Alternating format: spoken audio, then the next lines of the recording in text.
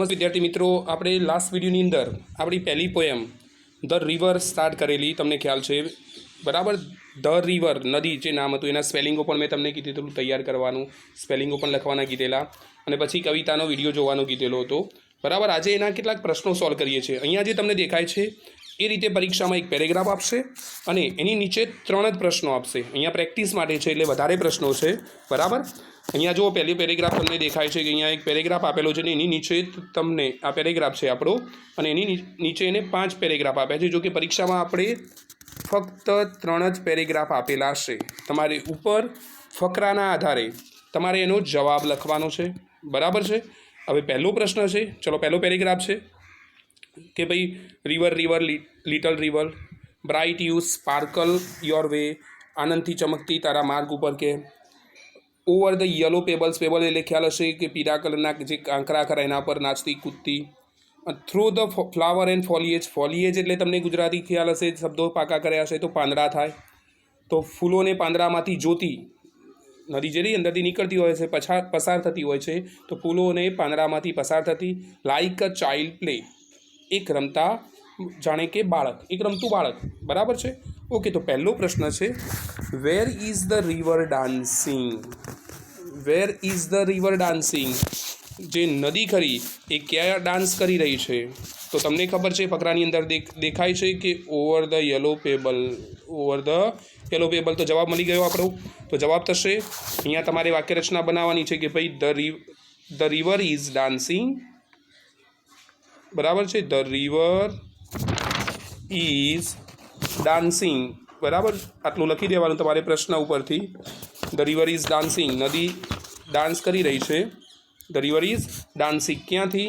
તો over the yellow pebbles, જવાબ પૂરો। તો જવાબ અહીંયાથી સ્ટાર્ટ કરવાનો, the river is dancing over the yellow pebbles, સાંભળજો બરાબર, the river is dancing over the yellow pebbles એટલે કે નદી ડાન્સ કરી રહી છે ક્યાં? તો પીળા કાંકરાઓની ઉપર બરાબર છે। What is the river compared to in this stanza, આ પેરેગ્રાફમાં, સ્ટાન્જાનો મતલબ પેરેગ્રાફ થશે, આ પેરેગ્રાફમાં નદીને કોની સાથે સરખાવવામાં આવી છે?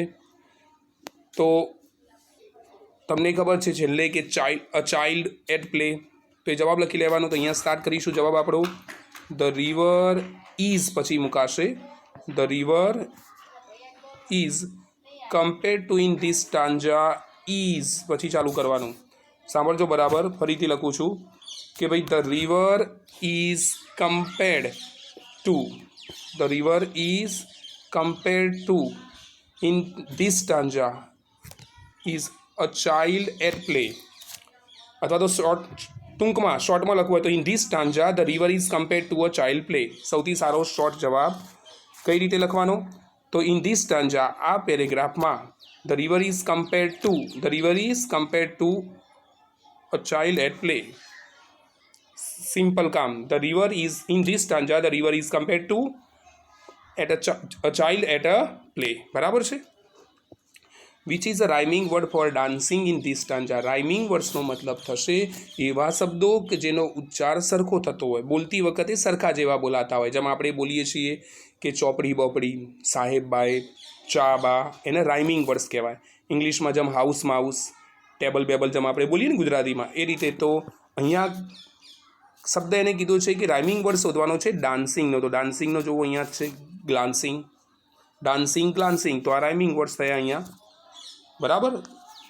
તો આ રાઇમિંગ વર્ડ્સ મળી ગયો આપણો, તો જવાબ લખી દેવાનો, ભાઈ rhyming words of dancing is glancing બરાબર। 3 પ્રશ્નો આપણા પૂરા।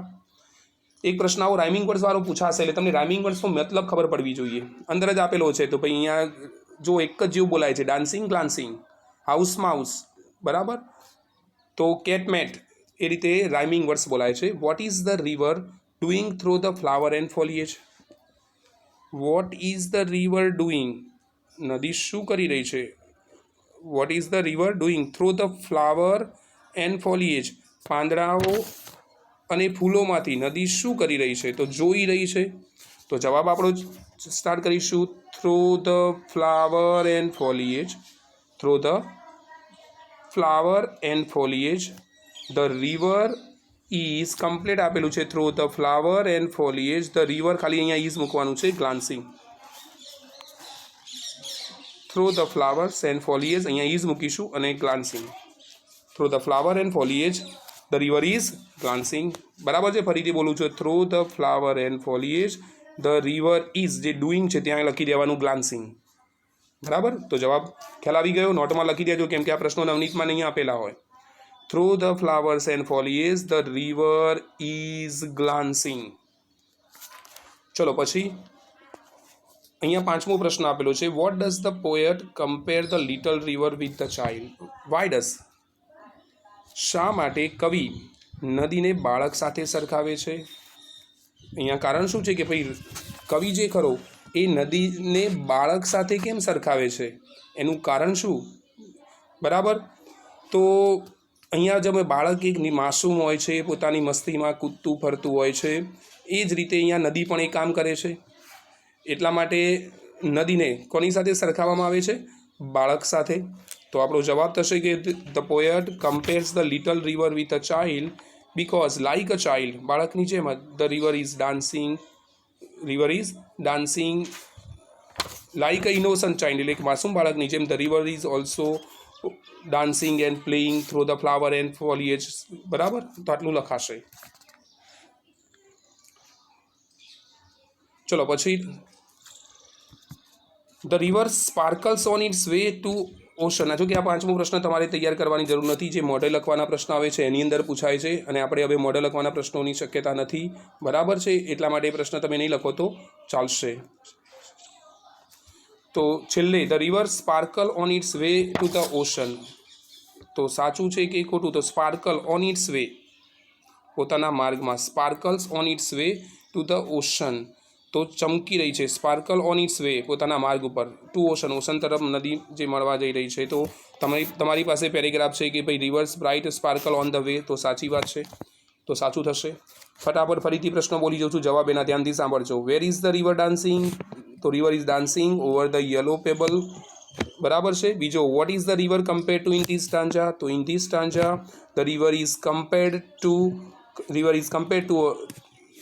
અ ચાઇલ્ડ પ્લે પછી what is the river doing through the flower and foliage નદી શું કરી રહી છે તો જવાબ થશે through the flower and foliage the river is glancing what does બરાબર છે પછી why does the poet compare to the little river એની જગ્યાએ કદાચ આ પ્રશ્ન જે ખરો એ તૈયાર કરવાની જરૂર નથી પરંતુ આ પ્રશ્ન કદાચ એ રીતે પણ પૂછી શકે કે ભાઈ લાસ્ટ પેરેગ્રાફમાં the river is compare to કોની સાથે તુલના કરવામાં આવી છે પૂછાઈ શકે જે આ રહ્યો છે આપણો બરાબર છે છેલ્લામાં સાચું રહેશે ચલો એક પેરેગ્રાફ આપણો પૂરો બીજો પેરેગ્રાફ જોઈએ તો બીજા પેરેગ્રાફમાં આવ્યું છે રિવર સ્વેલિંગનો મતલબ તમને ખબર છે બરાબર સ્વેલિંગનો મતલબ જે તમે સ્પેલિંગો પાકા કર્યા હશે એની અંદર મેં તમને વાત કરેલી હતી કે નદી ઉછળતી નદી બરાબર છે on your rush through the rough and smooth ખડબચડા પોતાના રસ્તા ઉપર લાઉડર એટલે મોટેથી ઝડપથી ટ્રાવેલિંગ બરાબર ખળખળ વહેતી અને બીજો ખાસ લેપિંગ એટલે જમ્પિંગ થાય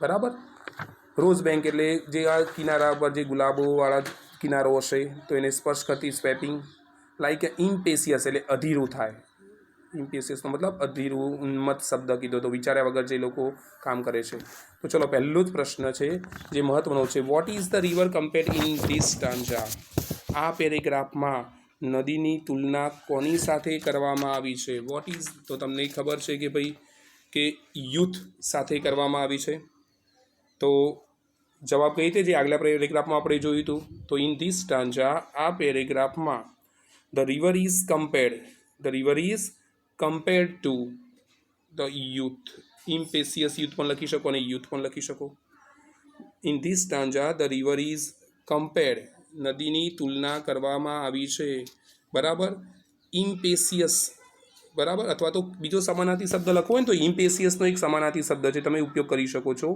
કેરલેસ બેકાળજીવાળું બરાબર તો in this stanza the river is compared to the careless વિચાર્યા વગરનું જે કામ કરતું હોય તો કેરલેસ મેન અથવા તો કેરલેસ યુથ શબ્દ તમે ઉપયોગ કરી શકો તો એમને એમ જ લખશો તો ચાલશે બરાબર છે ઇમ્પેશિયસ તો ફરીથી બોલું છું તો in this stanza the river is compared to impetuous youth where is the river leaping?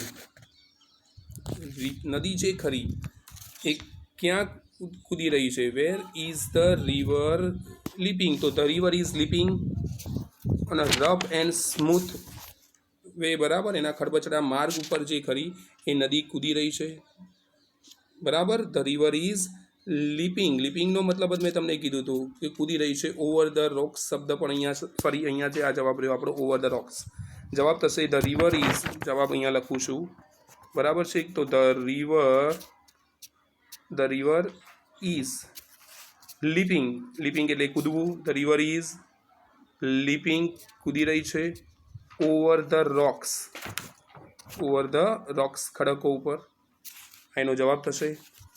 તો ફરીથી બોલું છું, the river is leaping over the rocks, બરાબર છે. ઓકે, ચલો next. Which common thing is found between the river and the youth? તો અહીંયા પણ નદી જે ખરી એ ફાસ્ટર લાઉડસ્ટ એવો શબ્દ વાપરે છે. એટલે જે રીતે યુવા જે ખરો કેરલેસ રીતે યુવા જે બરાબર એ ઉન્મત્ત થઈને જે રીતે વર્તન કરે છે એ રીતે નદી પણ અહીંયા વર્તન કરી રહી છે. તો અહીંયા જવાબ લખીશું આપણે which common things is found between river and youth? તો the common things found between river and the youth is both are impetuous. બંને કેવા છે? અધીરા છે. બોથ આર ઇમ્પેશિયસ, આટલું લખવાનું છે તમારે. Which word in this stanza rhymes with youth? યુથની સાથે એનો રાઇમિંગ વર્ડ્સ કયો? તો પેરેગ્રાફની અંદર જોઈ લો તમે કે ભાઈ યુથ, તો અહીંયા ચેક કરો, રિવર રિવર સ્વેલિંગ રિવર, એના જેવો બોલાતો શબ્દ. Which word in this stanza rhymes? Okay, ચલો યુથનો જોઈએ છીએ. તો throw the rough and smooth, તો આ મળી ગયો આપણો રાઇમિંગ વર્ડ્સ. યુથ સ્મૂથ એક જેવું બોલાય છે, તો એનો રાઇમિંગ વર્ડ્સ થશે, યુથનો રાઇમિંગ વર્ડ્સ થશે સ્મૂથ. ચલો ચોથો પ્રશ્ન, સોરી પાંચમો. The river is રશિંગ over only smooth road? તો સ્મૂથ રોક્સ ઉપરથી ચાલે છે, તો ના, બરાબર છે, તો સાચું થશે. આ ભાગ ખોટો છે, ના રે સાચું છે, બરાબર, વાક્ય ખોટું છે. ઓકે, ચલો ત્રીજો પેરેગ્રાફ જોઈ લઈએ આપણે. ચલો રિવર જે ત્રીજો પેરેગ્રાફ આપણો અહીંયા, આઈ થિંક એને જે મારી પાસે પ્રેક્ટિસ વર્ક છે, એટલે કે વર્કબુક આવે છે, બરાબર, ઇંગ્લિશ માટેની, તો એની અંદર પેરેગ્રાફ લગભગ ચોથો સીધો આપી દીધો છે એને. તો ત્રીજો પેરેગ્રાફ આપ્યો નથી, ચોથો પેરેગ્રાફ તમને સોલ્વ કરાવું છું.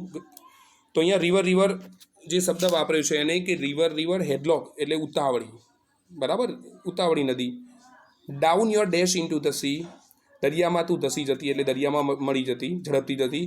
પછી કહે છે કે sea that line hath never sounded, દરિયો કે જેનો ઊંડાઈ અમાપ છે. અને sea that sail hath never rounded, જેનો દરિયો કે જેનો પ્રવાસ કેવો છે ભાઈ? નિરંતર છે. લાઇક એટર્નિટી, જાણે કે અનંતકાળ, અનંત સુધી, બરાબર. ઓકે, તો પહેલો પ્રશ્ન છે આપણી પાસે કે વેર ઇઝ ધ રિવર રશિંગ અથવા તો મીટિંગ ઇન્ટુ? કોને, કઈ તરફ ધસી રહી છે? તો દરિયા તરફ. કઈ તરફ ધસી રહી છે? તો જવાબ થશે આપણો the river is રશિંગ. The river is અહીંયા મૂકવાનું છે. ધ રિવર ઇઝ રશિંગ અથવા તો મીટિંગ ઇન્ટુ ધ સી, દરિયાને મળી રહી છે. ધ રિવર ઇઝ રશિંગ અથવા તો meeting into the sea. Vote is the sea compared to here? દરિયાની તુલના.